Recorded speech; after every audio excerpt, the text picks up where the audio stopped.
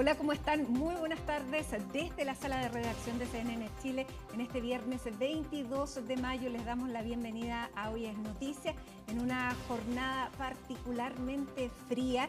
Les contamos que durante esta jornada el día comenzó con una temperatura de menos 0,1 grados que se registró precisamente ahí en la estación Tobalaba a las 6:34. La máxima fue de 16,8. También se registró en esta estación y fue a las 14:47. En estos momentos hay 11 grados con 3 décimas de temperatura y les cuento que no se prevén precipitaciones para los próximos días en la zona central. Actualizados de la temperatura, comenzamos de inmediato a revisar lo más importante de las noticias en titulares. El subsecretario del Interior, Máximo Pavés, debutando en la vocería, afirmó que las prioridades del gobierno no se han movido ni un milímetro. Esto tras el cuarto consejo de gabinete que encabezó el presidente José Antonio Kast en Cerro Castillo. La autoridad confirmó que habrá un reimpulso a la agenda del Ejecutivo a partir de la cuenta pública del 1 de junio. El senador independiente Alejandro Kusanovich amenazó con no respaldar el denominado proyecto de reconstrucción del gobierno que en junio comenzará a verse en la Cámara Alta. Desde La Moneda aseguran que se va a generar todas las condiciones para una buena conversación.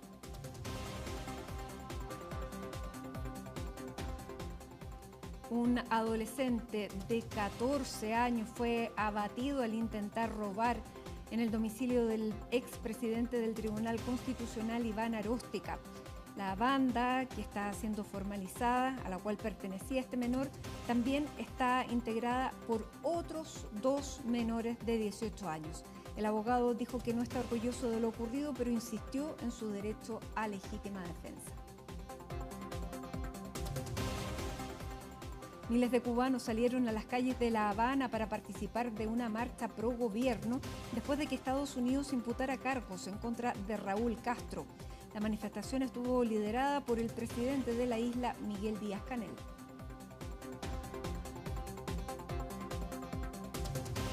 Y en el deporte, con 2 goles de Fernando Sampedri, Universidad Católica recupera el liderato de su grupo en Copa Libertadores. El equipo de Daniel Garnero venció al Barcelona en la antesala del clásico contra Colo-Colo de este domingo.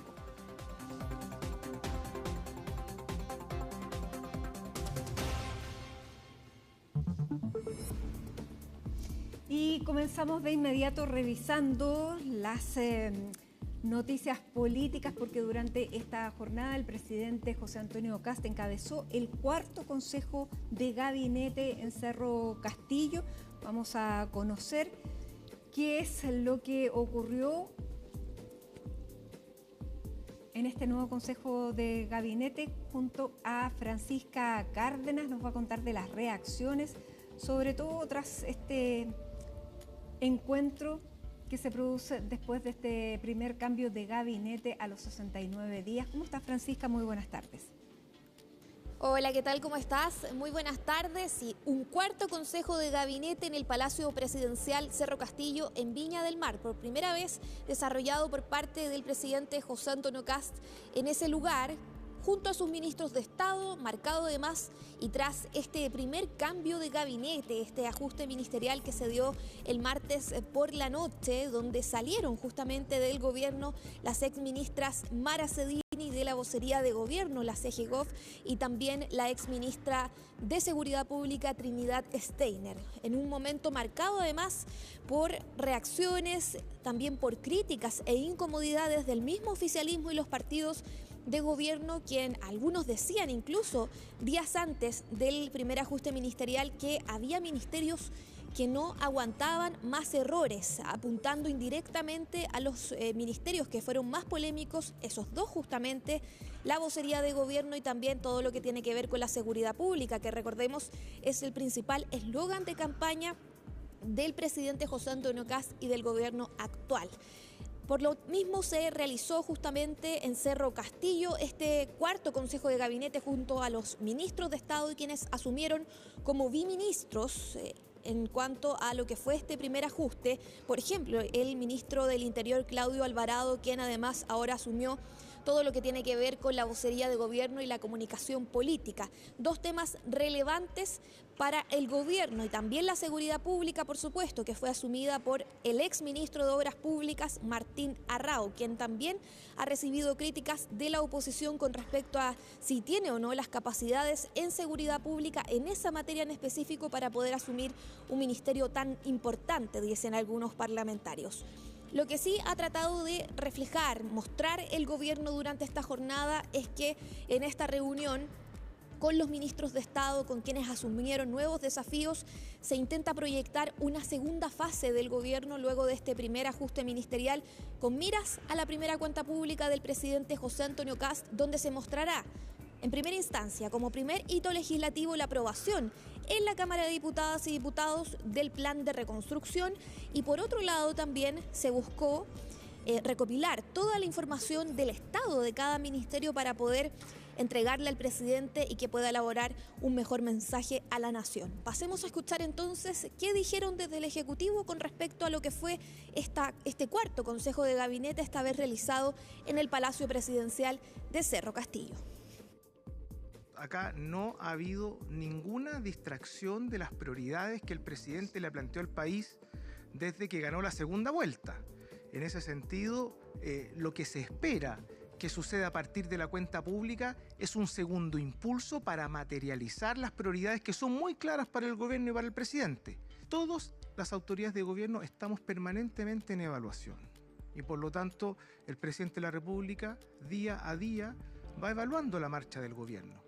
Hoy día, a 70 días de la instalación del gobierno de emergencia, creemos que están todos los argumentos, los resultados muy concretos en todas las áreas del gobierno para decir que el trabajo se está haciendo.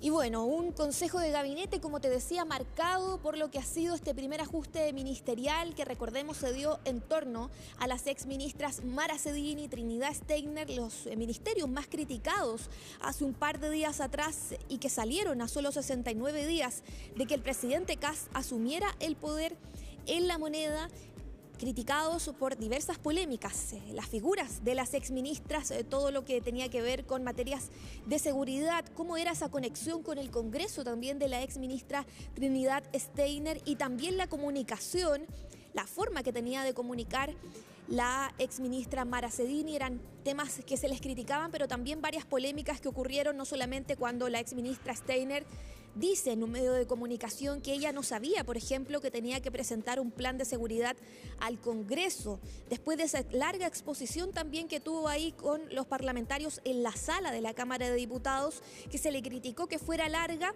y además que ella quería presentar primero con un PowerPoint y no se le dejó por parte de algunos legisladores. Entre otras polémicas, todo lo que tiene que ver con el informe también que viene desde la Contraloría General de la República, que no hemos podido todavía conocer los detalles, pero que se podría entregar en los próximos días con respecto a lo que fueron gestiones de la exministra Steiner, movimientos que realizó ella, y también los cuestionamientos que se abrieron cuando se llama a retiro a la ex jefa de inteligencia de la Policía de Investigaciones, Consuelo Peña. Todos esos cuestionamientos, más también los cuestionamientos a la ex ministra Mara Cedini por todo lo que fue en primera instancia. Recordemos esa frase desde su Ministerio de Estado en quiebra, que después tuvieron que salir a respaldarla varios de los ministros del gabinete, entre otras polémicas también con los medios de comunicación. Todo eso llevó a que finalmente el presidente decidiera justamente pedirles que ya no formaran parte del gabinete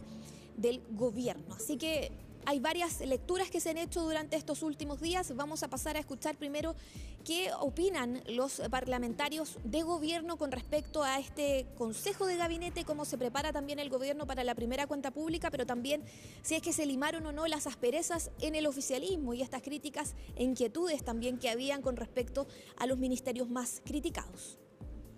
A pocos días de la cuenta pública y ya encaminado en un segundo trámite constitucional, el proyecto de reconstrucción en materia económica, de lleno entramos a la segunda fase que evidentemente tiene relación con enfrentar de manera frontal el crimen organizado, el narcotráfico y el terrorismo en el sur, que ya se ha visto parte importante del avance en ello. Es tan importante el trabajo que va a tocarle encabezar al nuevo ministro de Seguridad, Martín Arrau. Cuenta con todo el respaldo de los distintos partidos políticos, oficialistas, y yo no tengo ninguna duda que es de una amplia mayoría de ciudadanos que lo que quiere es enfrentar como corresponde al crimen organizado. La gente espera respuestas concretas y acuerdos que permitan avanzar en estas materias. Y más allá de las diferencias políticas, aquí lo que esperamos es que estos cambios pongan las prioridades en las urgencias de los chilenos. Y bueno, quien ha sido crítica también con el gobierno en las últimas horas ha sido la ex candidata presidencial de la UDI y ex alcaldesa de Providencia, Evelyn Matei. Ella cuestionó los argumentos que se tuvieron para ubicar justamente y que encabezara el Ministerio de Seguridad Pública una ex fiscal, que recordemos fue fiscal de Tarapacá, la ex ministra Trinidad Steiner. Ella cuestionó los argumentos, ella dice que la persecución penal debe estar en la Fiscalía, pero también valoró algunos logros del gobierno y el avance que se ha tenido en otras materias. Pero también, por otro lado, hay críticas en la oposición, por supuesto, con respecto a lo que han sido estos cambios y también todo lo que tiene que ver con la conexión con el Congreso. Ellos son críticos con lo que ha sido este complejo escenario también de debate político que se ha dado y tramitación del plan de reconstrucción, pero también por las expectativas que hay con respecto a esta primera cuenta pública del presidente Kast. Así que pasemos a escuchar también parte de las reacciones en la oposición. Valoro que el gobierno haya reconocido tempranamente su fracaso inicial en materias tan sensibles como seguridad y las comunicaciones. Y espero que en esta nueva etapa el gobierno deje atrás la arrogancia e inicie de verdad un diálogo con la oposición que nos permita llegar a acuerdos para enfrentar los grandes desafíos que tiene Chile. Es importante hacer ver que mientras no cambien una estrategia de no conversar con el Parlamento, de decretar cambios tan importantes en nuestra economía y además van a persistir con esta mala reforma tributaria, creo que la estrategia no va a cambiar. Ellos ya tienen una decisión tomada, que es desmantelar el Estado, y en ese sentido creo que los anuncios en la cuenta pública por parte del presidente también debiesen referirse a estas materias.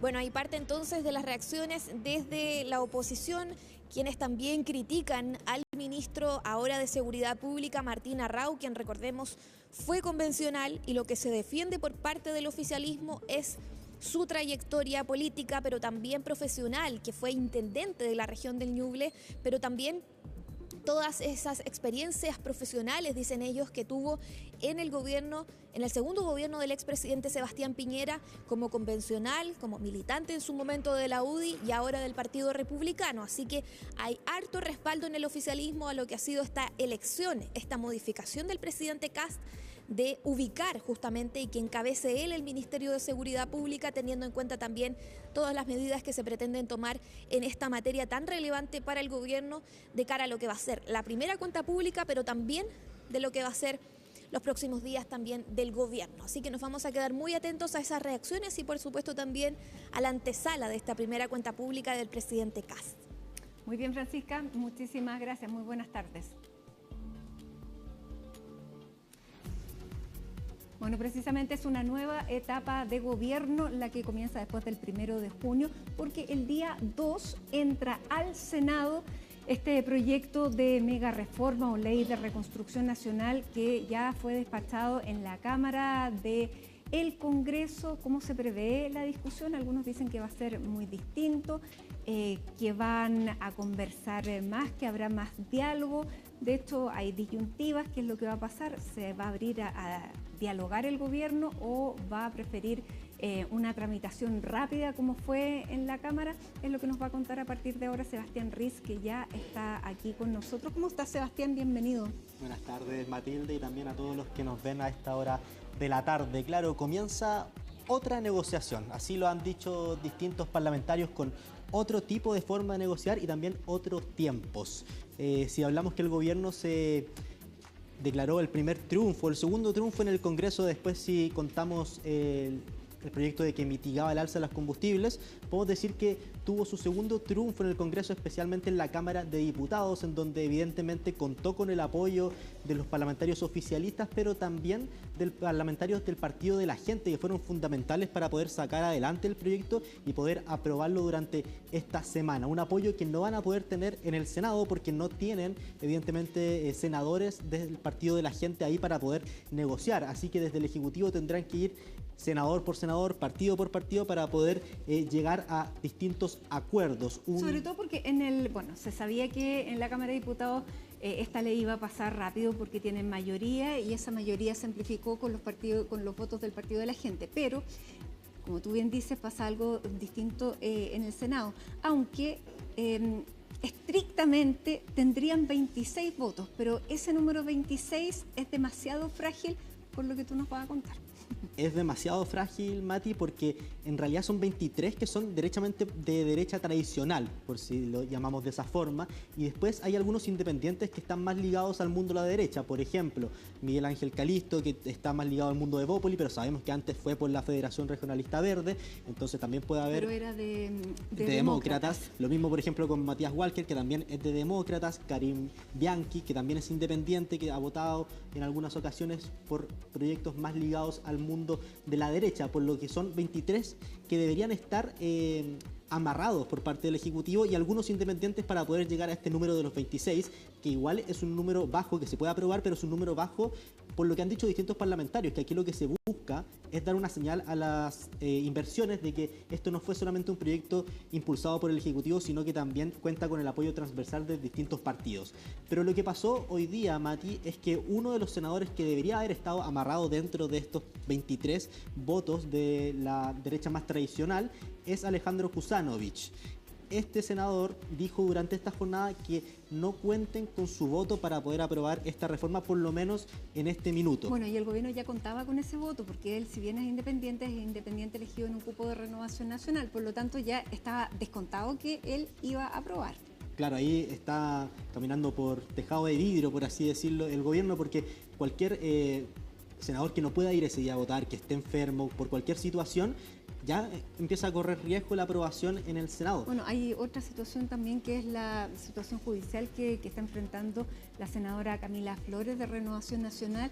Bueno, y el mismo Calisto también está enfrentando un tema judicial que ya lo tuvo desaforado, que podría desaforarlo nuevamente. Claro, son senadores que podrían no estar en el momento de la votación por distintas circunstancias y que pone en riesgo justamente su aprobación. De hecho, hoy día y más adelante vamos a poder escuchar la declaración de Matías Walker, que estaría dentro de estos votos para lograr los 26 y que requiere y que también busca distintas iniciativas que se tomen en cuenta en el proyecto del plan de reconstrucción, porque eso también es parte de lo que dejó la negociación con el Partido de la Gente, que se logró llegar a ese acuerdo otorgándole otro proyecto en paralelo. Entonces eso evidentemente le abre el apetito a distintos parlamentarios para poder exigir algo más o menos lo mismo. Te invito, Mati, antes de seguir conversando, escuchemos parte de lo que comentaba el senador Kusanovich para que nos explique él en sus palabras por qué hoy no estaría su voto para aprobar este mega reforma del gobierno de José Antonio Kast. Me parece que va a ser una discusión larga y una votación muy ajustada en el Senado. Hasta el momento, ningún representante del gobierno se ha acercado a dialogar conmigo sobre esta votación. Existe una profunda indignación de mi parte, ya que el Ejecutivo optó por negociar con sectores de izquierda en mi región, a espaldas del diputado Riquelme y mías. El futuro de este país no se puede construir sobre la base de la exclusión o de la deslealtad. Al menos yo no lo voy a tolerar. En consecuencia, mientras no existan las disculpas correspondientes, explicaciones transparentes y compensaciones reales para la región de Magallanes, el gobierno no va a tener mi voto. Claro. Quieren que negocien con él. Básicamente, quiere que negocien con él, y eso es lo que tendrá que hacer ahora el gobierno, ir senador por senador y no tanto por partido, porque sabemos que el Senado funciona distinto a la Cámara de Diputados. De hecho, es un lugar en donde históricamente se logran acuerdos transversales y también históricamente hay díscolos, votos que tal vez no tienen que ir en la línea con lo que dice su partido. Entonces es muy importante que el gobierno empiece a conversar senador por senador, pero no solamente hay que ir a buscar las personas o los senadores que están independientes, cercanos a ciertos partidos, pero que se determinan como independientes, sino que también lo que dicen parlamentarios es que el mayor dolor de cabeza también puede ser Renovación Nacional. Alguien del mismo oficialismo que, por ejemplo, en la Cámara de Diputados ya votó en contra en cierta indicación, por ejemplo, la eliminación de la franquicia Sense, fue la propia presidenta del Senado, después de aprobarse el proyecto en la Cámara de Diputados, que dijo que esperaba que la indicación que forma parte de este megaproyecto de esa laguna universal esté dentro de este plan de reconstrucción nacional finalmente, algo que está hoy, se aprobó en la Cámara de Diputados, pero que hubo reserva de constitucionalidad por el propio Jorge Quirós. Claro, por lo tanto, si quieren incluirlo y quieren una señal, es el Ejecutivo el que tiene que ingresarlo. Más que llevarlo al TC, si quisieran abrirse, tendrían que ellos ingresarlo. Claro, y aquí lo que sucede entonces, hay otra voz en el mismo oficialismo que busca también que se ingresen nuevas indicaciones que no estaban contempladas en una primera instancia. De eso, por ejemplo, se refirió hoy día el subsecretario del Interior, Máximo Pavés, así que te invito a que lo escuchemos. Cada día tiene su afán. La Cámara de Diputados hizo un excelente trabajo, los ministros a cargo del proyecto, los ministros Alvarado, Quirós y García, hicieron un extraordinario trabajo para poder cumplir con lo que el presidente de la República fijó como objetivo, que es hacer avanzar el proyecto lo más rápidamente de la Cámara de Diputados hacia el Senado. Yo no recuerdo de proyectos emblemáticos hayan tenido un trámite constitucional, incluyendo un acuerdo con 2 meses y 11 días desde la instalación del gobierno. Eso es una muy buena noticia.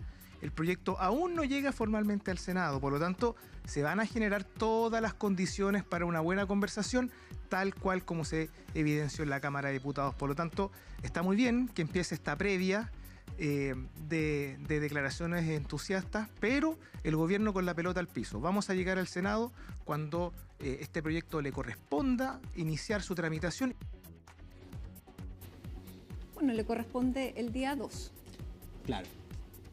Ahora va a haber una pausa la próxima semana en el Senado y el 2 de junio se volverá a retomar y se ingresará este proyecto al Senado, en donde también se tendrá que definir por qué comisiones va a pasar. Lo normal es que debería pasar por lo mismo que se definió en la Cámara de Diputados, pero también hay algunas otras voces que debería pasar, por ejemplo, en Cultura, porque hay algunos artículos que también tocan a esa cartera. Entonces también son parte de las definiciones que tendrá que hacer cuando el Senado tome razón de este proyecto. Ahora también los tiempos son distintos, la forma de negociar es distinta y los tiempos también lo son en el Senado. De hecho, es una opinión más o menos transversal que aquí no se va a legislar de forma rápida, de forma apresurada, a matacaballo, lo han dicho algunos senadores. Aquí se van a tomar su tiempo para las negociaciones. De hecho, el propio Jorge Quirós esperaba que en el Senado estuviera aprobado a fines de junio.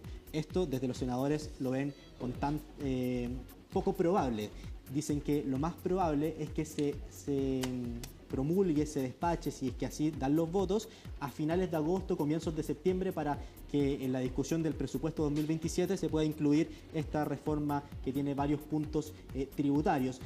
De hecho, también hay reacciones parlamentarias, por ejemplo, de oposición, que dicen el sentido obstruccionista que ha tenido la oposición en este trámite, especialmente en el Senado, y es por eso también que llaman a distintas voces a que se formen parte de esta discusión. De hecho, lo hizo también el propio viceministro Claudio Alvarado del Interior y de la CEGIGOV en 2 ocasiones. Salió a emplazar a la oposición. Así que te invito a que escuchemos parte también de esas declaraciones del oficialismo en esta ocasión. Aunque tengamos diferencias, aunque existan críticas de este proyecto, no me cabe la menor duda que independiente de esas diferencias, nosotros vamos a llegar a acuerdo.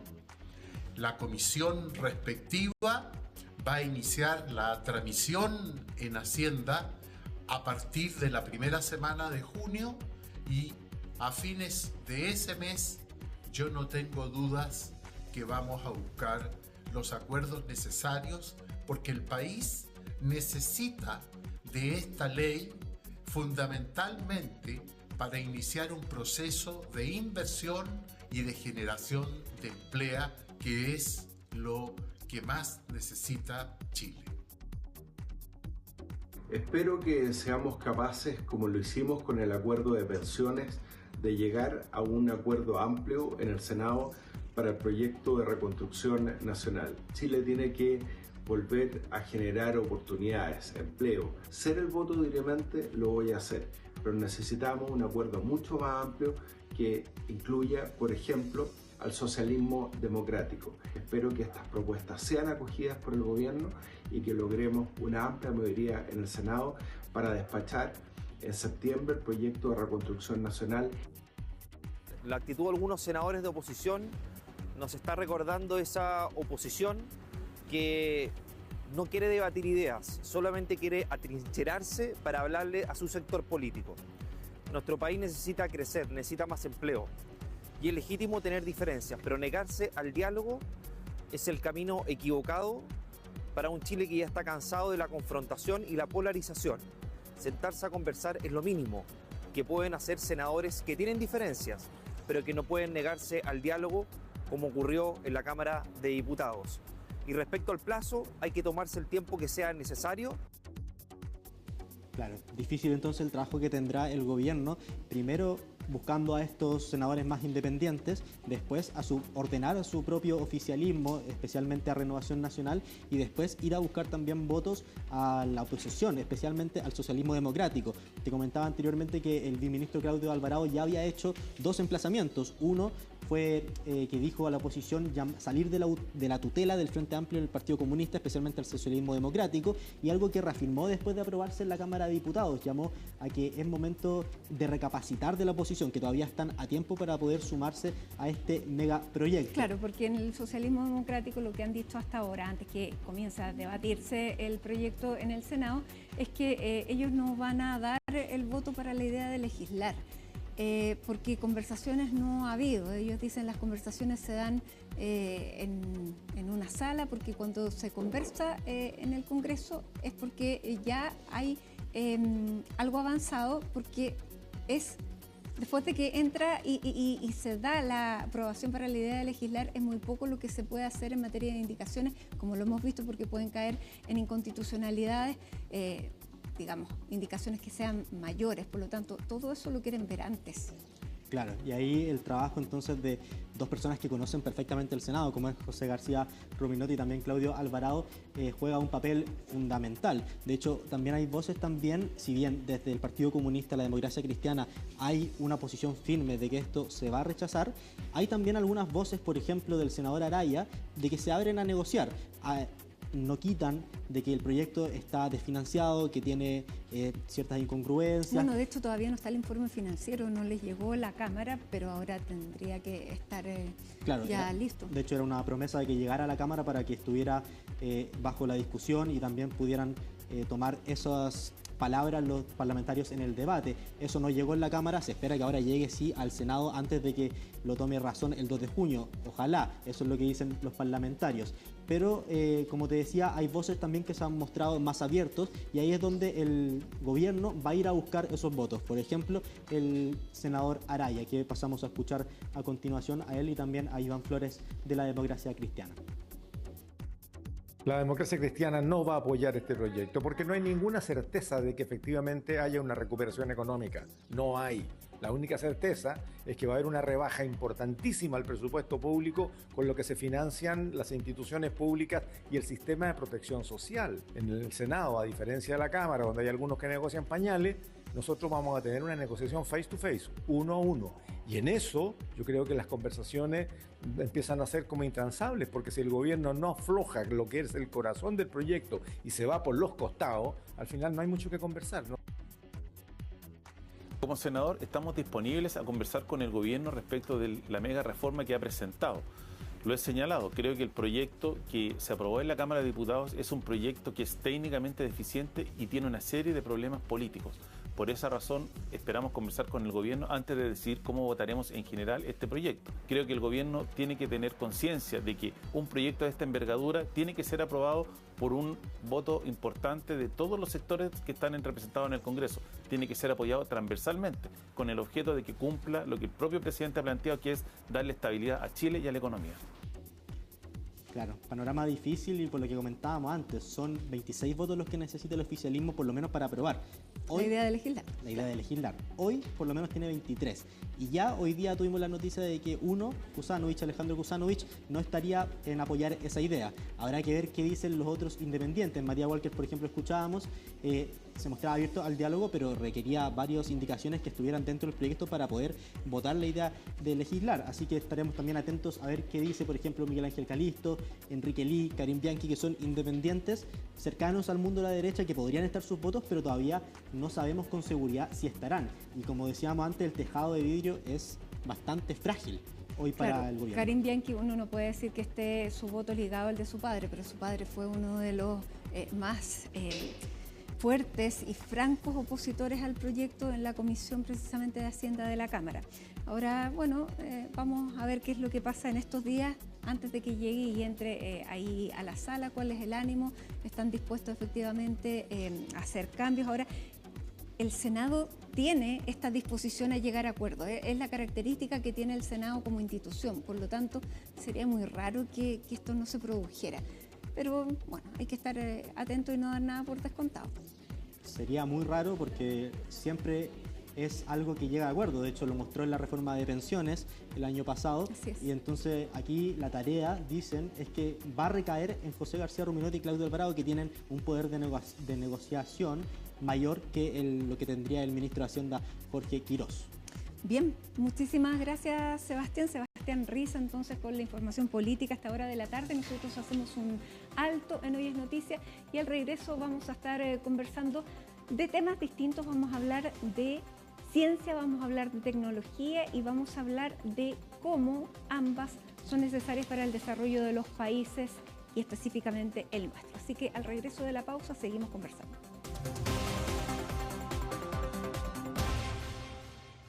Bueno, como les contábamos antes de irnos a la pausa en Hoy es Noticia este viernes, queremos hablar de ciencia, queremos hablar de tecnología y de cómo ambas influyen en la productividad y en el desarrollo de los países. Y para eso está aquí con nosotros en la mesa de trabajo de Hoy es Noticia en CNN Chile la profesora Susana Montaigne, profesora titular del Departamento de Ingeniería Industrial de la Facultad de Ciencias Físicas y Matemáticas de la Universidad de Chile. Bien largo. Susana, bienvenida, muchísimas gracias por acompañarnos. Muchas gracias, Matilde, por la invitación. Bueno, son temas que se están discutiendo hoy desde el punto de vista político, pero siempre ha sido la ciencia y la tecnología el pariente pobre a la hora de hablar de los presupuestos, a la hora de hablar de las prioridades en los programas de gobierno. Pero después se exige que el país crezca, que el país tenga productividad, pero parece que no estamos cimentando la base y de eso es lo que queremos conversar. Y como profesora del Departamento de Ingeniería Industrial, tú combinas dos cosas que son la ciencia y la tecnología. Y quiero que nos cuentes cuál es la diferencia entre hacer ciencia, hacer tecnología, dónde se encuentran y, digamos, para partir conversando para que la gente lo tenga claro. Efectivamente, es un tema que ha estado bien candente en los últimos días y, como tú bien dijiste, en realidad, estoy convencida que para el desarrollo del país nosotros no podemos seguir la misma matriz productiva haciendo las cosas que sabemos hacer, sino que lo que tenemos que buscar es justamente desarrollos nuevos, nuevas tecnologías que ayuden a tener una matriz productiva distinta.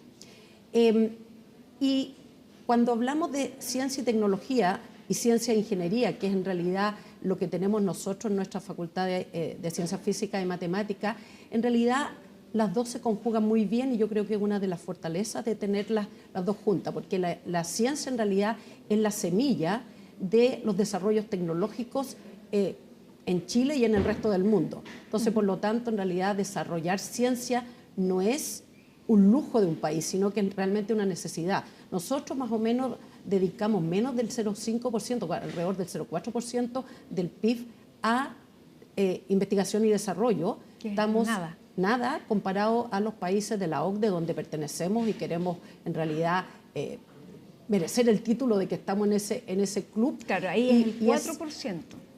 Un poco menos, pero estamos, exactamente, pero estamos por lejos deficitario en lo que estamos invirtiendo en ciencia y en el desarrollo de ingeniería y el desarrollo tecnológico. Ahora, cuando uno dice hacer ciencia, la ciencia pura, es bien poco posible ver que vaya a tener un resultado concreto. ¿Sí? ¿Estoy en lo correcto? Estoy en desacuerdo con esa apreciación.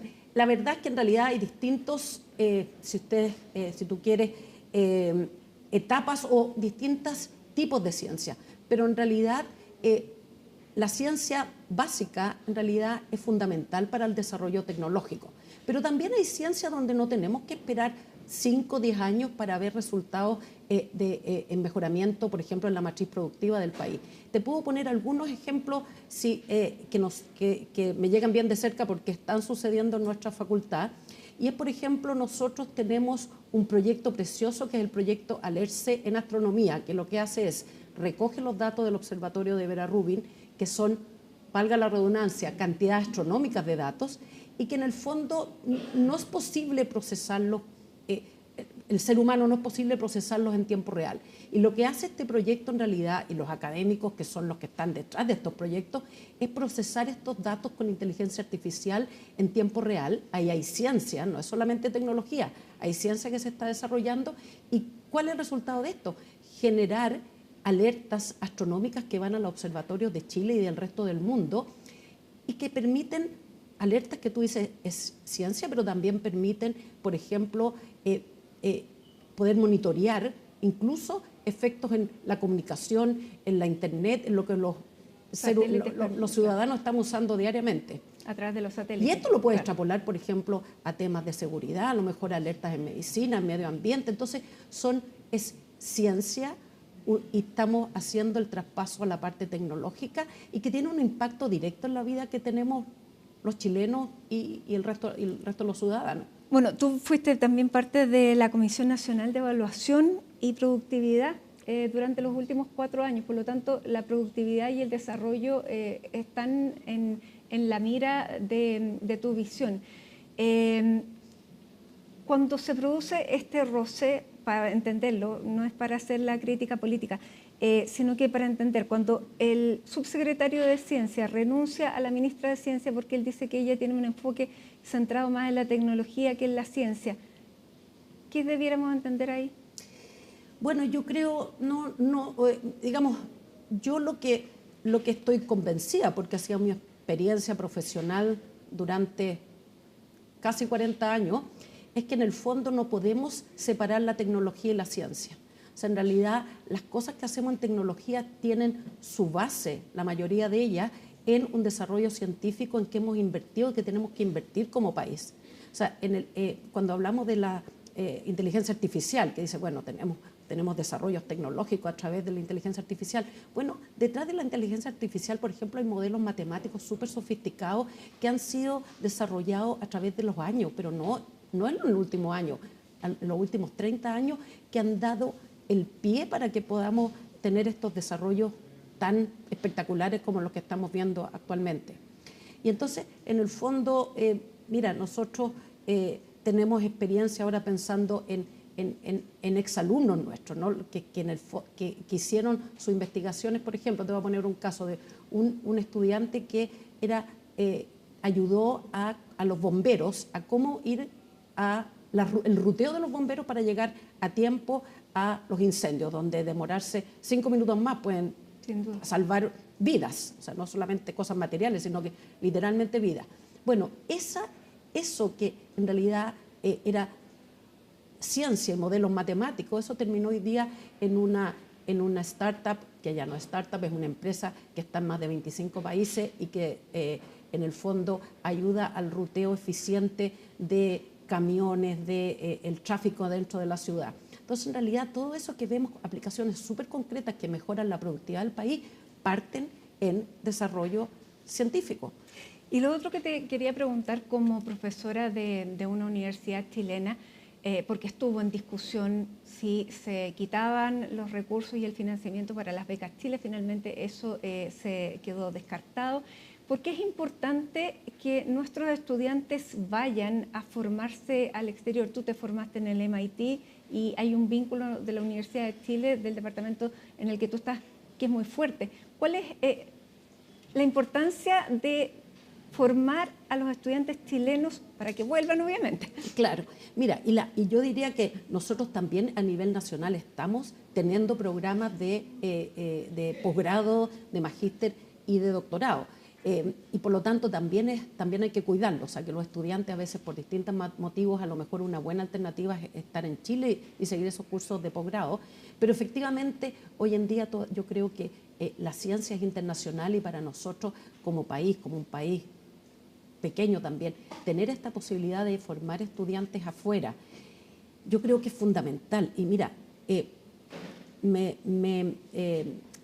tuvimos hace poco de invitada en Chile a la que es la directora de datos de Uber, una empresa, todos lo usamos, todos lo conocemos, y ella decía que justamente el desarrollo ahora de la inteligencia artificial, con mayor razón ellos están contratando, ella tiene un grupo dentro de Uber en Silicon Valley de más de 80 doctores, programas con personas que tienen su doctorado, en algunos en ingeniería, pero dice cada vez es más necesario contratar gente en ciencias básicas. Estoy pensando doctores en física, doctores en matemática, porque dice que en el fondo justamente lo que no reemplaza la inteligencia artificial es tener esto, pensar fuera de la caja, tener ideas distintas, tener pensamiento crítico. Eso es justamente lo que te dan esta formación que tú dijiste en el MIT, pero que lo podemos tener en muchos otros lugares del mundo que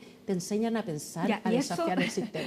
Ahora que tú lo planteas, eso, la inteligencia artificial, ese pensar fuera de la caja, ¿no lo va a poder llegar a hacer?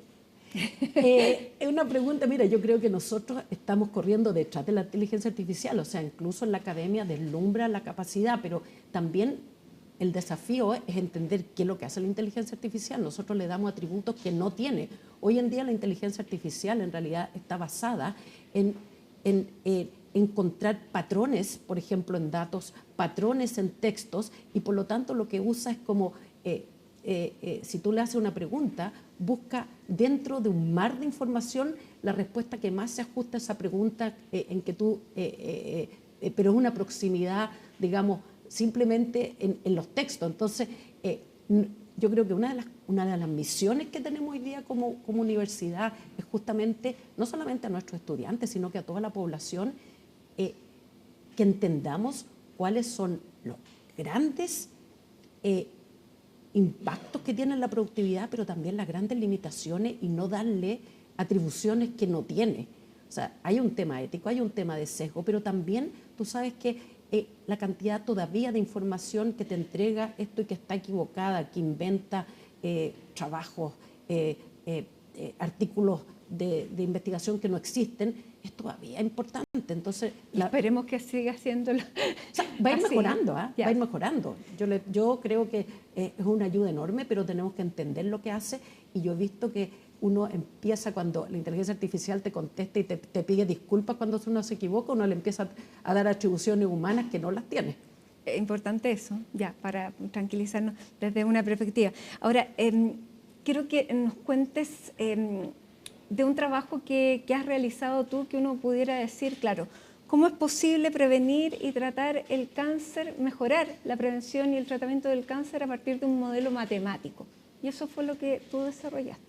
Sí, mira, este es un proyecto que se enmarca en un trabajo colaborativo de un centro del cáncer en el cual participo, y en realidad hay, mira, el trabajo más, yo diría, una de las cosas que nos tiene más contentos y más bonito es justamente usando inteligencia artificial poder procesar y analizar las mamografías de las mujeres, que son mamografías de control, las que todas las mujeres sobre 40 años vamos periódicamente.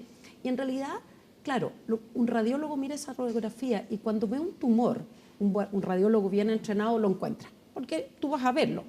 Sin embargo, lo que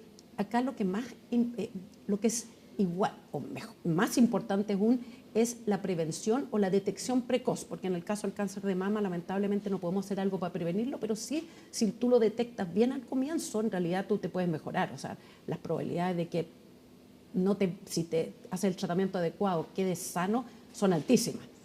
Y lo que sucede ahí es que cuando tenemos un grupo de mujeres que se hace mamografía, gracias a Dios, la mayoría va a recibir un informe que dice que vuelva en 2 años o el plazo que le corresponda para un control normal, porque no vio nada. No hay un tumor. Pero lo que sí se ha observado en la práctica, que hay un grupo, una fracción de esas mujeres que lamentablemente sí desarrolla un tumor antes de que le toque el control. Y entonces con esta metodología lo que somos capaces, y esto es colaboración con el MIT, justamente con un grupo de Computer Science Artificial Intelligence Lab, que lo que estamos haciendo es procesando las imágenes para aquellas mujeres que en teoría están sanas, o sea que el radiólogo no encuentra nada.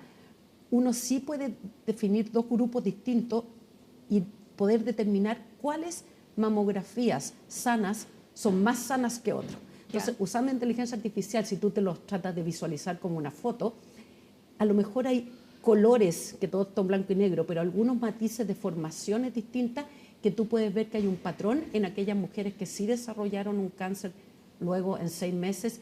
Y por lo tanto, ¿qué haces tú? A esas mujeres tú les dices, vengan a controles más seguidos. Bueno, estamos en alerta oncológica además. Además. Y no solo eso, porque tú también desarrollaste una investigación en que hace un tiempo atrás, yo no sé si esto seguirá siendo así, esperemos que vaya cambiando, pero que las mujeres que se atendían en FONASA tenían un peor diagnóstico que la misma mujer si se atiende en el sistema privado. Sí, esos resultados fueron bien impactantes. Esto lo vimos principalmente en cáncer colorectal, pero también en cáncer de mama, que básicamente para las mujeres que son tratadas de este cáncer existe lo que se llama la sobrevida 5 años. Vimos que es el porcentaje de mujeres que aún están vivas, o si el cáncer colorectal, de personas que están vivas después de los 5 años. Y lamentablemente vemos nuestra desigualdad en Chile se perpetúa en estos resultados. Si tú ves, las mujeres que están en ISAPRE, una vez que son diagnosticadas, tienen una sobrevida 5 años igual que los países desarrollados. Y después tú ves, en FONASA tenemos 4 niveles que son los que tienen más recursos, CDA y A son prácticamente, puede ser, por ejemplo, gente que no tiene ingresos, se atiende con FONASA A. Bueno, la sobrevida es bien impresionante, y esto lo hemos hablado con todos los oncólogos y los expertos que trabajamos en el Centro del Cáncer, cómo va decreciendo a medida que tú vas bajando con el nivel de seguro de salud. Y esto no es que el seguro de salud, esto tenemos varias hipótesis y estamos trabajando en eso. La hipótesis más importante es que en realidad estos cánceres que están incluidos en el programa GES, o sea que en el fondo tienen tratamiento gratuito y dentro de plazos que están bien definidos por el programa GES, el problema es que no tienen la parte de prevención. Entonces el cáncer colorectal, ¿qué pasa? Que el cáncer colorectal es prevenible, o sea, si uno tiene un examen preventivo que es la colonoscopía y te sacan un pólipo benigno, ese pólipo no se va a transformar en cáncer. Entonces, ¿qué es lo que pasa? Que la gente con más recursos, sí en forma, a pesar de que no tenemos un programa de tamizaje definido en el país, sí los doctores te dicen, oye, va a hacer una colonoscopía, ya tiene 50 años, por lo tanto lo que estamos viendo es que los cánceres se están detectando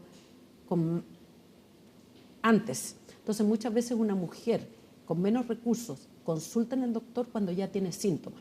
O sea, si yo me siento con un bulto, cuando yo me hago un examen en mi casa para cáncer de mama, ya la probabilidad de que te vaya bien con un tratamiento disminuye. Entonces, si una mujer o una persona va rigurosamente a hacer estos exámenes preventivos, entonces, esa es una de las explicaciones. También, en el fondo, lamentablemente, tenemos desigualdades que van desde nuestro estado de salud en general. La alimentación. La alimentación. Si tienes más recursos, probablemente tú tienes un mejor estado de salud en general. Entonces, yo creo que para ahí van los esfuerzos. O sea, que en el fondo, por ejemplo, el GES tiene a mi juicio sí incorporar todo lo que sea prevención, porque si no perpetuamos esta desigualdad lamentablemente. Y finalmente es más caro. Además es más caro y a la gente le va peor, porque tú gastas más, tienes que hacer quimioterapias más largas, muchas veces tienes reincidencia, pero el problema es que es más caro, pero además a la gente le va peor también, porque es lo más importante. Volvamos al tema de la Comisión de Evaluación y Productividad de la que fuiste parte, porque... Aún soy parte. ¿Aún eres parte? Porque son 4 años y todavía 2026. no cumple. Claro, 2026 durante el segundo semestre, no sé cuándo cumplo el plazo, pero... Ya, súper importante entonces. Ya. Estamos hablando de esta reforma que es necesaria, que se está discutiendo, más allá de que si se considera o no necesaria, pero que se está discutiendo y que tiene como fin aumentar el crecimiento del país, la productividad. ¿Pasa solamente por eso o ustedes qué han visto en esta comisión de lo que tenemos y se puede hacer mejor? Claro, mira, lo que yo aquí voy a hablar porque todavía esto no es un tema que hayamos conversado en forma como grupo, pero lo que sí yo estoy convencida, y aquí me pongo mi camiseta de Universidad de Chile y de profesora universitaria, es que en realidad efectivamente, a ver, nadie dice que no queremos el desarrollo, no queremos mejorar la productividad, pero lo que estoy convencida es que nosotros tenemos que pensar cuáles son los ejes estratégicos en que nos queremos desarrollar como país, cuál es la obligación de nosotros como universidad, y en mi caso particular como facultad, donde soy una profesora más, nosotros tenemos que generar un puente, que es lo que hacen los países. Por ejemplo, a mí me contaban, Nokia, los teléfonos, no partió como una empresa de teléfono, estaba creo que en el sector de agricultura. Entonces, ¿qué es lo que tenemos que nosotros hacer? Generar estos puentes con la industria, ver dónde están los problemas. Desde la universidad. Pero tiene que ser una relación bien simbiótica, pero sí tiene que haber una arquitectura institucional que promueva eso. Entonces, nosotros tenemos la industria, tenemos que estar presentes para ver dónde están los principales problemas, cuáles son muchas veces los obstáculos, por ejemplo. Y ahí te pones la camiseta desde la universidad, que eso tienen que hacerlo. Bueno, pero tú traes esos problemas que son altamente complejos, lo que hace, no sé, por las universidades tipo Stanford con el Silicon Valley, no son dos entes que trabajan separados, uno trabaja en la industria y el otro trabaja en la investigación. Tú traes el problema y dentro de la facultad o de la universidad, con un grupo multidisciplinario, que los problemas complejos hoy día requieren la multidisciplinariedad, tú generas soluciones que ayuden al desarrollo del país, pero con el sustento científico y tecnológico que nosotros podemos dar. O sea, nosotros tenemos los académicos de primer nivel nacional e internacional, o sea, gente reconocida a nivel internacional, y nosotros lo que tenemos es como sociedad, pero el rol que tenemos nosotros como universidad es generar ese puente para que realmente trabajemos en esos problemas que pueden aportar al desarrollo del país. O sea, y sobre todo cuando son más complejos, y sobre todo cuando son conflictivos. ¿Y eso no lo hace la Universidad de Chile o tú dices que a nivel universitario en general no se hace? Bueno, mira, no, en general yo creo que estamos al debe, pero yo creo que nosotros como Universidad de Chile, nosotros tenemos la obligación de hacer eso, porque nuestra obligación es generar conocimiento, que lo hacemos, formar, en nuestro caso formamos científicos y también formamos ingenieros, pero hay una tercera pata que es súper fundamental, que nosotros tengamos incidencia en las decisiones país, en las decisiones productivas del país, en las políticas públicas que inciden al final en el bienestar del país. Y para eso tenemos que estar presentes en las discusiones. Entonces yo creo que nosotros no es una vinculación porque es interesante, yo creo que es uno de los mandatos que tenemos como Universidad de Chile, hacer incidir en las decisiones que se tomen como país. Y hoy en día tenemos electromovilidad, tenemos colegas que ya están trabajando en electromovilidad en la minería, donde hay que descarbonizar y a lo mejor es la forma. Tenemos en los temas de energía que son candentes en el país, en temas de logística. Entonces, tenemos gente de primer nivel trabajando. Si tú me dices en ciencia, en tecnología, a mí me tocó ahora visitar laboratorios donde están haciendo cosas de óptica maravillosas, que es como con una unidad de tiempo que es femtosegundo, que no la podemos ni siquiera imaginar, grabando, imagínate como esculpiendo en vidrio, que nos pueden servir para temas de seguridad hoy día, que son posible que eso alguien en un negocito en la esquina te va a reproducir eso, en temas de medicina. Entonces, en realidad, yo creo que nosotros, una de las patas fundamentales como Universidad de Chile, es estar con la industria, sector público, sector privado, y en el fondo tener esta relación que es bien simbiótica entre estos dos mundos. Y que genera el desarrollo. Y que genera el desarrollo. Bien, Susana Monchain, muchísimas gracias, profesora, nuevamente voy a decirlo entero, titular del Departamento de Ingeniería Industrial de la Facultad de Ciencias Físicas y Matemáticas de la Universidad de Chile, que está muy cerquita, además son vecinos en Bocha. Muy orgullosa de mi facultad. Muchas gracias, Susana, por acompañarnos esta tarde conversando de un tema tan importante. Muchas gracias. Hacemos una pausa en Hoy es Noticia con esta imagen de San Antonio a esta hora de la tarde. Ya regresamos con otras noticias de este viernes 22 de mayo.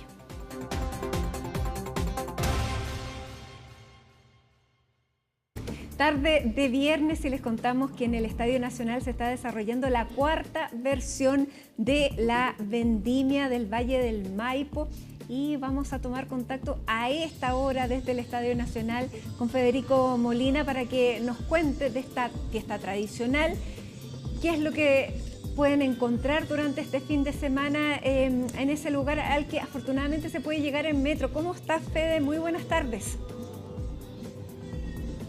¿Qué tal, Mati? ¿Cómo están? Muy buenas noches. Los saludo desde la cuarta edición de la vendimia del Valle del Maipo, en donde nos encontramos en el Parque Estadio Nacional, lugar escogido para esta fiesta del vino, en donde vemos una gran cantidad de personas que están disfrutando de la música de Beatlemanía y también, como no, una copa de vino. Y también para conocer todos los detalles y también cómo se ha vivido esta fiesta, estamos precisamente con el dueño de casa, con el organizador, con el gobernador de la región metropolitana, Claudio Orrego. Gobernador, ¿cómo está? Primero, saludarlo y también, bueno, felicitarlo por este encuentro y cuéntenos un poco cómo ha sido el desarrollo de la edición de ayer y también cómo ha sido hoy día.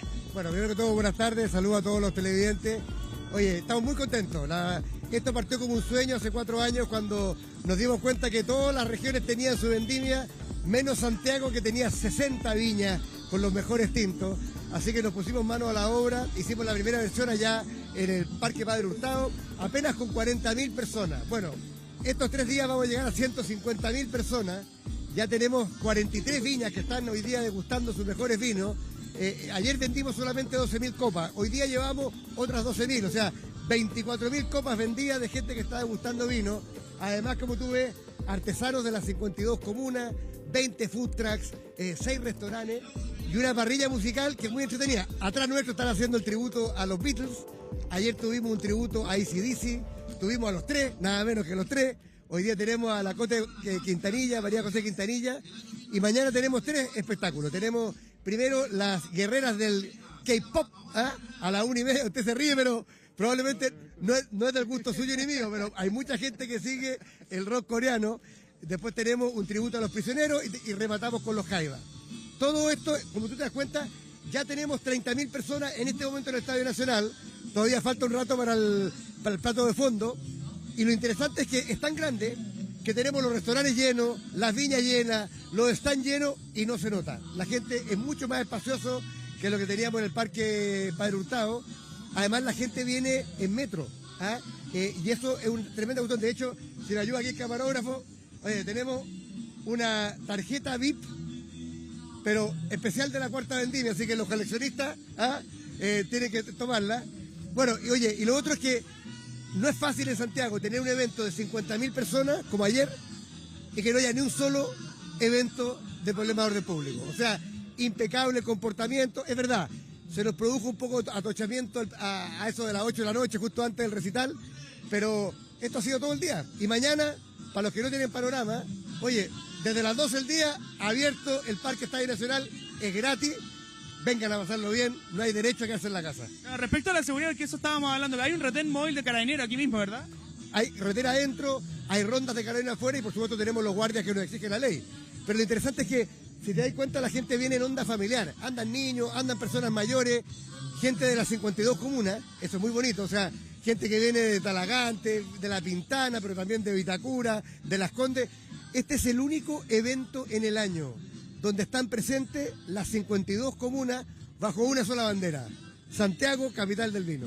En esa misma razón, porque hablemos un poco del vino, porque es importante para nosotros y también hay que decirlo que nosotros tenemos que ser embajadores de nuestro propio vino. Esta es una invitación un poco a poder desarrollar ese concepto, ¿no? Mira, efectivamente, nosotros creemos que ya el vino es un gran embajador de Chile. Está en 190 países. Yo creo que tenemos más representantes de vino que embajadas.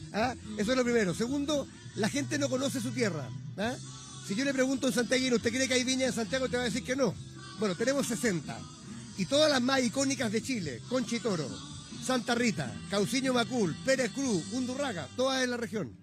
Entonces el Valle del Maipo, que es nuestro valle, que es en torno al río Maipo, que atraviesa 32 comunas de la región metropolitana, es el terroir más importante de Chile, que le ha traído a Chile grandes satisfacciones a nivel internacional y que hoy día queremos capitalizarlo aquí en Santiago. O sea, queremos que el enoturismo sea uno de los pilares del turismo de la región metropolitana. Mira, todos los turistas que vienen pasan por Santiago y se van a Torres del Paine, pasan por Santiago y se van a San Pedro, se van a Rapa Nui. Bueno, queremos que se queden 2 días más.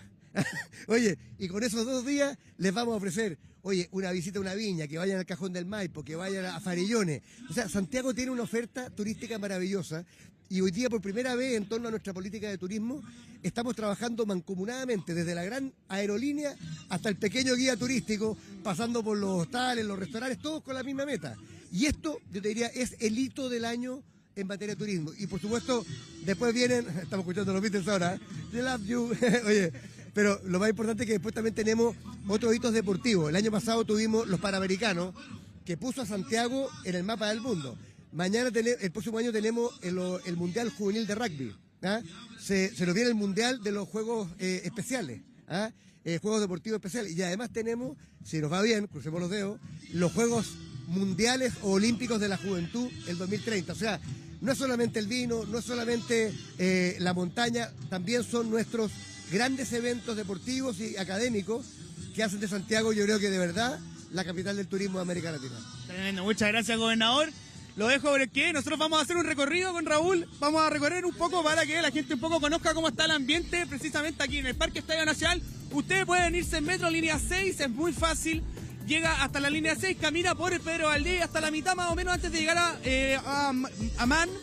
Puede llegar a este lugar que podemos ver un poco lo que es el ambiente que se vive. Mira, acá ya hay alguien que nos está saludando, vamos a ver si podemos conversar con él. Hola, ¿cómo está? Estamos en vivo para CNN. ¿Qué le parece esta vendimia del Valle del Maipo? Está buena. No, está las copas chicas sí, pero... Oiga, cuénteme, ¿vino con amigos, con familia? Bueno, me demostró el grupo La Pandilla, los ochenteros, no siempre. Los villanos. Oiga, ¿va a venir de nuevo mañana? ¿Cómo ha sido la organización? ¿Vamos a venir mañana o no? No quedan entradas ya.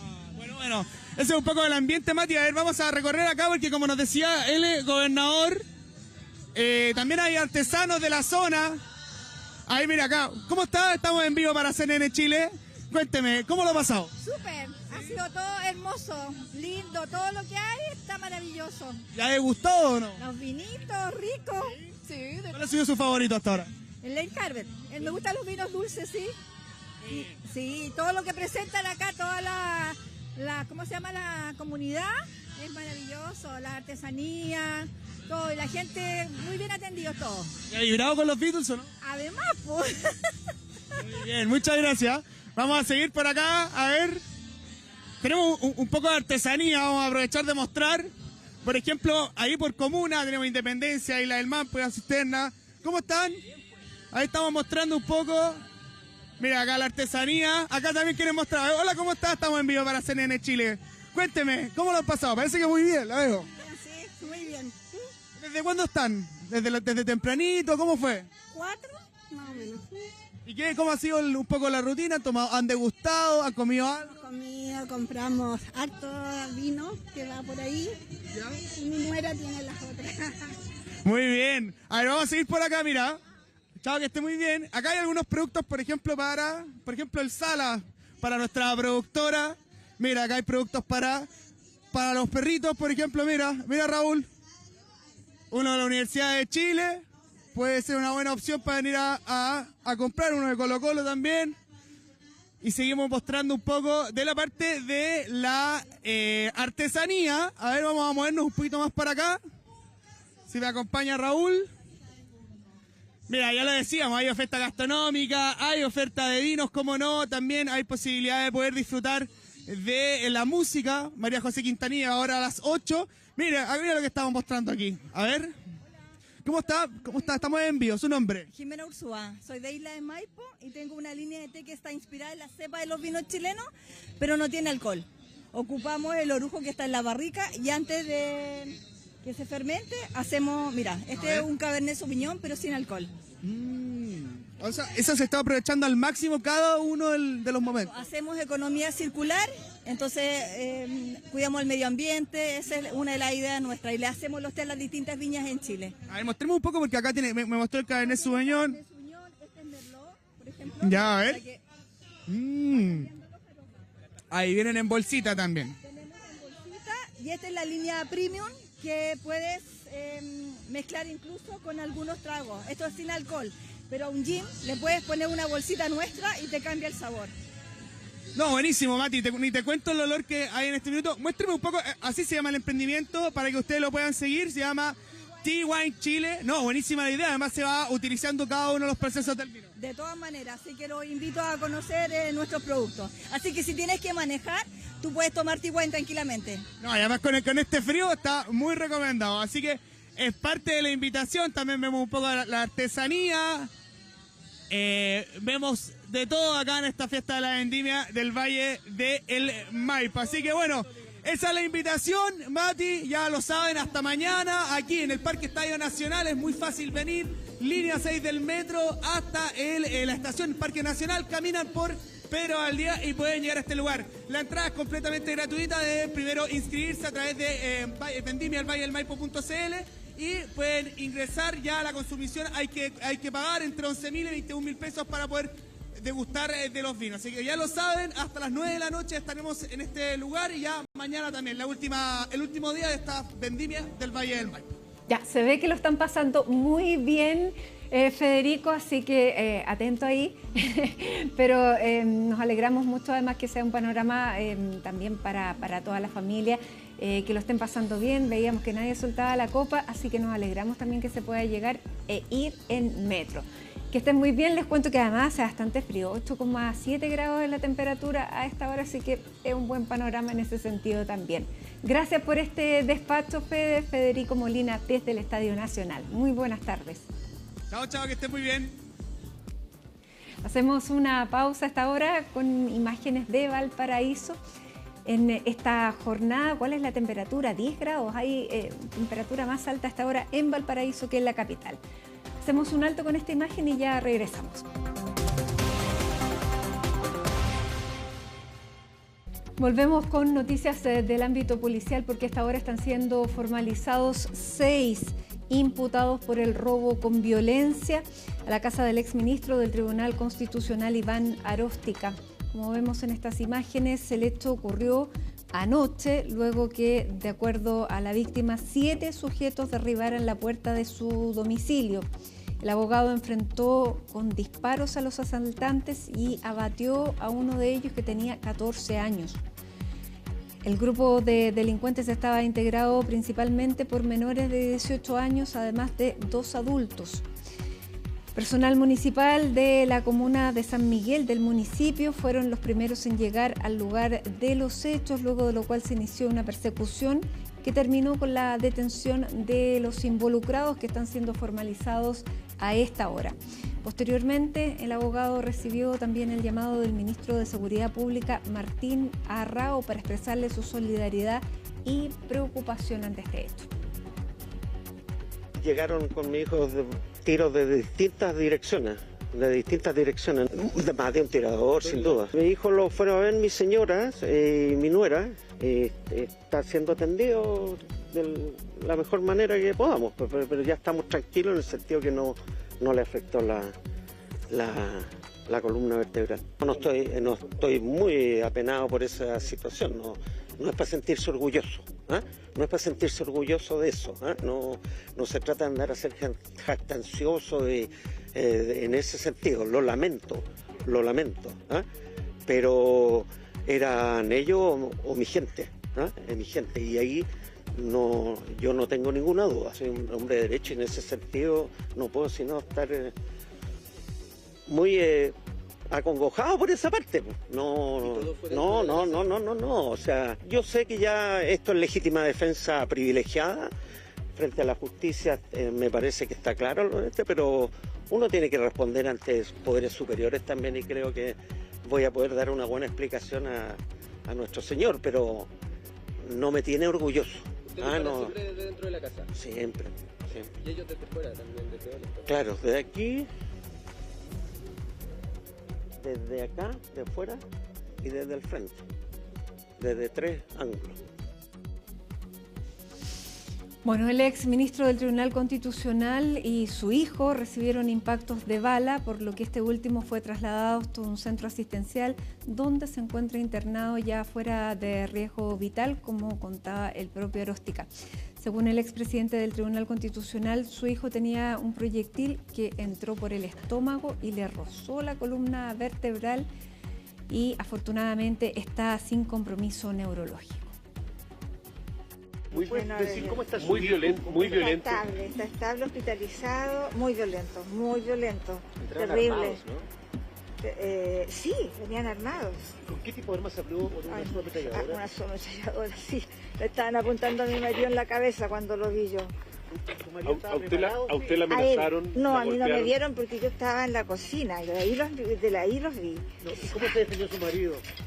Ay, con todo lo que tenía. Sí. Con todo lo que tenía.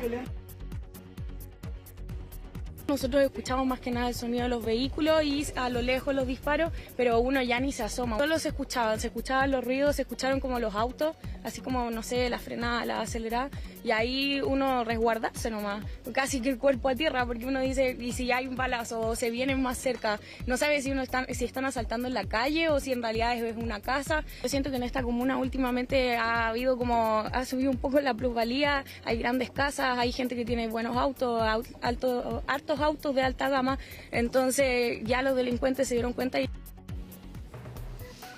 Y cambiamos de tema, vamos al ámbito judicial, porque mientras se espera que la Corte Suprema resuelva finalmente el amparo presentado por la defensa de Joaquín Lavín León en contra de la cautelar de prisión preventiva, la UDI, el ex partido precisamente del ex parlamentario, anunció que solicitará al presidente José Antonio Kast que pida la remoción de quien lleva la causa, el juez Daniel Urrutia. Juan Cristóbal Cható va a ampliar esta información. Hola Juan Cristóbal, ¿cómo estás? Buenas tardes.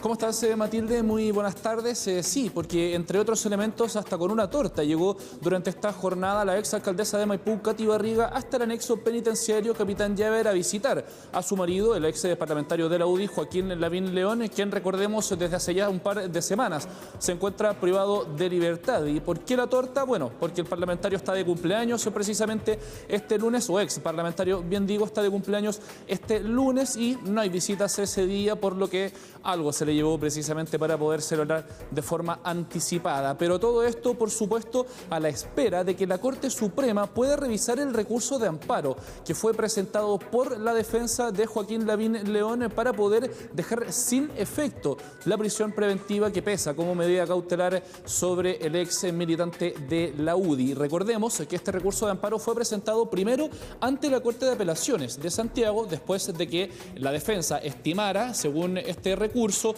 que el tribunal encabezado por el juez Daniel Urrutia del Séptimo Juzgado de Garantía de Santiago no se hizo cargo lo suficiente de los argumentos de las defensas para argumentar precisamente en contra de esta prisión preventiva, y también se habría referido en su resolución a delitos por los cuales Joaquín Lavín León no fue desaforado, por lo que no deberían haber sido sujeto entonces de esta discusión respecto a las medidas cautelares. Esto fue discutido ya hace algunas jornadas en la Corte de Apelaciones de Santiago con un resultado negativo. Fue rechazado directamente este recurso de amparo, pero una de las gracias, por decirlo de alguna forma, para la defensa que tiene este tipo de recurso en particular es que se puede apelar a su rechazo por parte del Tribunal de Alzada y llevarlo hasta la Corte Suprema. Eso es uno de los puntos a favor de esta estrategia, además del hecho de que, según expertos, les suele ir mejor a estos recursos cuando los ve el máximo tribunal. Los invito a que pasemos a revisar qué es lo que dicen precisamente los expertos respecto a qué diferencia este amparo, por ejemplo,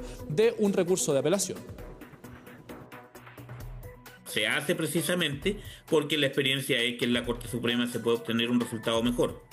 Y aunque no se obtuviera, ya de todas maneras hay que pensar que en general las causas de apelación radican. ¿Qué significa esto? Si yo apelo una causa, voy, por ejemplo, por cualquier cosa, a la tercera sala de la Corte de Apelaciones, después cuando vuelva a apelar voy a ir a esa misma sala una y otra vez. Y si yo ya sé que en esa sala me está yendo mal, la única forma que tengo de tratar de revertir eso es vía llegar a la Corte Suprema por un recurso de amparo.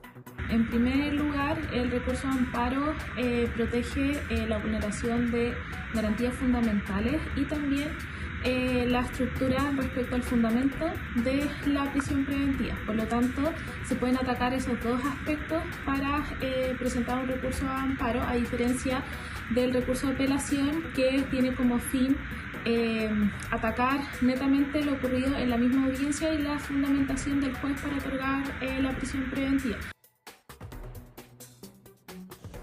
Todo cuando el juez Daniel Urrutia no está siendo cuestionado solamente a través de este recurso de amparo, en particular la justificación detrás de su resolución que dictó la prisión preventiva, sino que también está siendo sujeto a una ofensiva política, se podría decir, por parte de la UDI. Esto porque se confirmó durante esta jornada que el partido gremialista solicitará formalmente al presidente José Antonio Kast que le solicite, haciendo uso de sus atribuciones constitucionales, a la Corte Suprema que remueva de su cargo al juez Daniel Urrutia. Recordemos que este magistrado ha estado en la mira en particular de partidos del actual oficialismo por su tendencia política y su actividad, por ejemplo, a través de redes sociales, pero también algunas veces incluso en la propia sala del séptimo juzgado de garantía de Santiago. Y en esta ocasión en particular la UDI apunta a sus viajes al extranjero con licencias médicas. Se trata de dos viajes afuera del país, estando con un reposo mandatado por un doctor, uno el año 2020 y el otro el año 2022. Sin embargo, hace algunas semanas nada más el magistrado fue absuelto de estos cargos tras ser sujeto a un sumario administrativo en el Poder Judicial por, según la Corte de Apelaciones de Santiago, encontrarse prescritas las faltas. A pesar de esta decisión es que la Unión Demócrata Independiente presenta esta solicitud ante el presidente de la República. Lo comentaron, de hecho, desde la directiva del partido. Todo Chile ha valorado cómo la Contralora frenó las licencias médicas tiradas para viajar fuera de Chile. Esto fue lo que hizo el juez Urrutia, un juez que no dudó en utilizar una licencia médica para salir del país. La Corte de Apelaciones, en forma inexplicable, hizo como que nada hubiese pasado. Es por eso que vamos a recurrir a la Corte Suprema, para que se pueda sancionar a un juez, el juez Urrutia, que no dudó en salir fuera de Chile con licencia médica. Cuestión evidentemente prohibida, no solamente por la ley, sino por la ética que debe regir a un juez del Estado. Le hemos pedido al presidente de la República que le solicite a la Corte Suprema que estudie la remoción del juez Urrutia, porque el juez Urrutia no solamente ha sido un juez activista que ha puesto su ideología por sobre la justicia, sino que además en dos oportunidades fue sorprendido saliendo del país estando con licencia médica, y solo se salvó porque uno de esos casos estaba ya prescrito. Lo cierto es que desde la Organización de Trabajadores y Trabajadoras del Poder Judicial no ven con buenos ojos esta solicitud por parte de la Unión Demócrata Independiente. Hay que decirlo, eso sí, Daniel Urrutia es dirigente regional de esta organización gremial que agrupa a funcionarios y funcionarias de todo el Poder Judicial. Es presidente, de hecho, de la regional metropolitano de la OTJ, y es desde esa organización que acusan una intención política vengativa detrás de esta solicitud por parte de la UDI, aludiendo precisamente a que fue el juez Urrutia quien puso en prisión preventiva al exdiputado Joaquín Lavín León. Los invito a que pasemos a revisar también esas declaraciones. Bueno, como organización de trabajadores y trabajadores judiciales, nosotros rechazamos la solicitud de la bancada de la UDI, ¿cierto?, a solicitar al presidente de la República que ejerza la facultad del artículo 80 de la Constitución para que a su vez solicite a la Corte Suprema, ¿cierto?, la remoción del juez Urrutia. Creemos que esto, primero, obedece más bien a presiones políticas que jurídicas. Esto en el entendido de que a pocos días, ¿cierto?, de que el juez Daniel Urrutia conociera de la causa que se sustancia contra Joaquín Lavín León, y el cual decretó la prisión preventiva, ¿cierto? Creemos que más bien un revanchismo político que otra cosa. Dentro de los próximos días o semanas se podría haber novedades entonces respecto a esta solicitud de la UDI. Aún no se presenta de forma oficial frente al presidente de la República, pero la intención, ya lo escuchábamos en voces de Juan Antonio Coloma, está manifiesta para poder pedir una remoción formal del juez Daniel Urrutia de su cargo, actualmente como juez de garantía del 7º Juzgado de Garantía de Santiago, todo cuando, como lo comentábamos también en un principio, se espera que la próxima semana la Corte Suprema puede revisar el recurso de amparo presentado por la defensa de Joaquín Lavín León. Bien, muchísimas gracias Juan Cristóbal Chato con la información judicial. Y que nos vamos mostrando las imágenes de la capital, donde a esta hora hay 7 grados con 4 décimas de temperatura baja a esta hora de la tarde. Que tengan un gran fin de semana y nos reencontramos el lunes.